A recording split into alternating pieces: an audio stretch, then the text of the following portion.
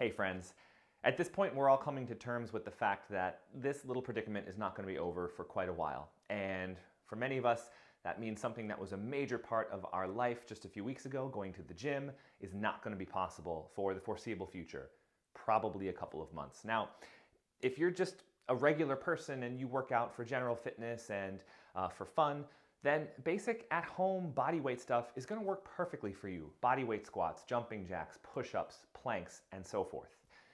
But if you're like me and you want to be as strong as possible and carry as much muscle as possible, that's not going to cut it. At some point, you're going to have to move some really challenging weight. And with home equipment companies experiencing back orders, it could be weeks before you even have a pull-up bar or a barbell or a couple kettlebells in your house. So, in the meantime, using only stuff that you can probably find around, I'm going to show you how to lift for strength while cooped up at home. And if you're not doing this in your pajamas, what is even the point? So the key to getting a great strength and muscle building workout at home is figuring out how to make relatively light things feel really heavy. And the best way we can do that is through tempo and range of motion. So take a regular movement like a reverse lunge. It's great for your legs, quads, glutes, so forth, right? If you stand on a couple of textbooks and elevate yourself by a couple inches, you add a significant range of motion to the part of the movement that's already the most difficult, which is the very bottom. Another tip is I like to grab a kitchen towel and slide the supporting leg rather than having to pick it up and step backwards. So it would look like this. All the way down, you get a really great stretch, and back up.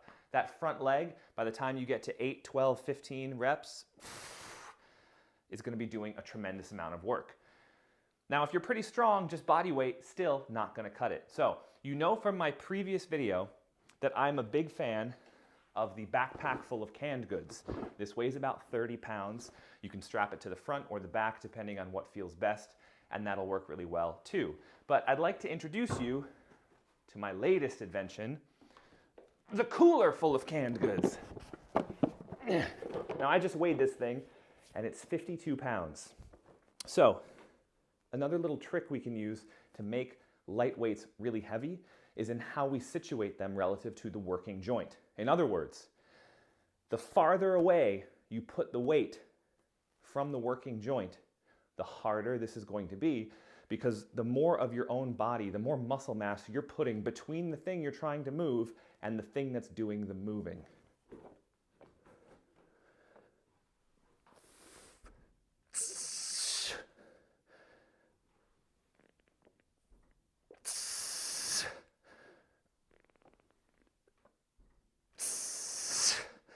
Whew, that is really challenging, and I'm a pretty strong squatter. Now, the same rules apply for your hinge movements. In my previous video, I showed you how you can use a backpack full of canned goods to do a modified version of a kettlebell swing. But when it comes to pure strength, when you want to deadlift, make it unilateral and grab something heavy. So again, my cooler full of canned goods, and we're going to go into a single leg RDL.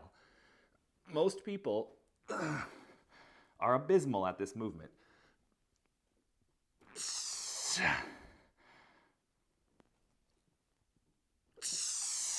So it's a great opportunity to practice something that you might not be particularly good at right now, and it will have a tremendous carryover to your bilateral deadlifts when you get a chance to return to those in a couple of months.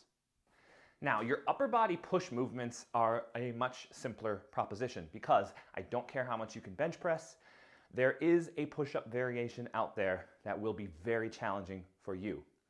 For me, that is hands on books for extra range of motion, feet elevated on something, in this case it's my cooler full of canned goods, in order to change the physics such that my shoulders are bearing more of the load relative to my lower body, and it's wearing my 30-pound backpack full of canned goods.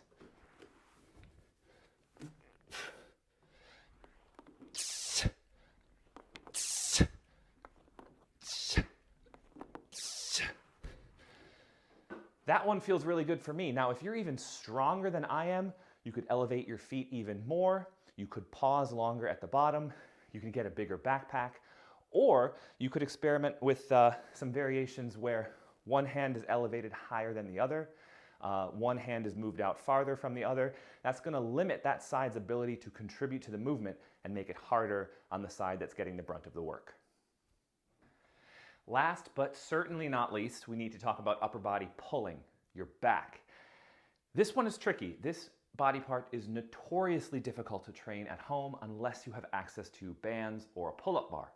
And I would say that if you have the ability to jerry-rig or build a pull-up bar, you should do that.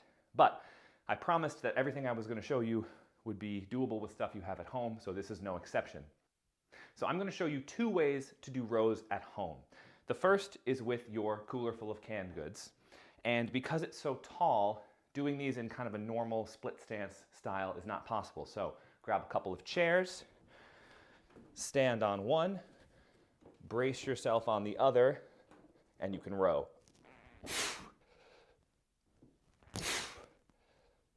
And the other row variation is a simple body weight row. So grab yourself a broom handle or a shovel, or in this case, an antique double bit axe. Set it across the 2 chairs. Elevate your feet on something like your cooler or an ottoman. Get into a nice strong plank position and row.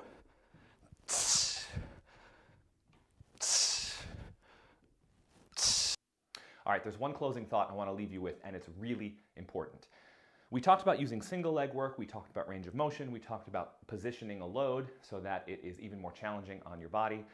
But the final component to getting a brutal muscle and strength stimulus at home with very little access to equipment is reps. All of the latest data and science suggests that reps from anywhere 3 to 30 is effective for building strength and muscle. So even if you try one of these movements out and it feels kind of easy, well, how easy is it for 30 reps? Because I'm guessing that by the time you get north of 15 and 20, it's going to start to feel and behave like a brutally heavy load. And it will train your body and your neuromuscular system almost identically to a brutally heavy load for low reps. So be tenacious, be safe, try all this stuff out, let me know how it goes, tag me in a video, whatever. All I got is time, so let me know how I can serve you.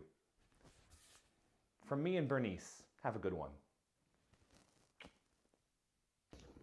I'm relaxing because I'm done filming, but I have to put everything back in the pantry now.